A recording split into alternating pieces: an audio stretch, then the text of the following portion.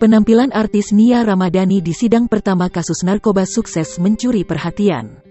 Pasalnya, ibu 3 anak ini tampil dengan rambut baru. Ia tampak memotong rambut hingga seleher. Seperti diketahui, istri Ardi Bakri masih berambut panjang saat ditangkap. Kini rambut Nia Ramadhani terlihat cerah dengan warna ombre coklat terang. Sementara itu, di sidang pertamanya ini, Nia Ramadhani mengenakan pakaian berwarna hitam dilengkapi sepatu hak tinggi yang membuatnya tampil tinggi. Ia tampak jauh lebih berseri dibandingkan terakhir kali tampil di publik usai ditangkap pihak kepolisian. Diketahui, sidang perdana kasus penyalahgunaan narkoba Nia Ramadhani dan Ardi Bakri digelar hari ini di Pengadilan Negeri Jakarta Pusat. Keduanya dihadirkan dalam sidang perdananya kali ini. Keduanya datang pada pukul 11.50 waktu Indonesia Barat. Mereka kompak mengenakan outfit senada yakni hitam.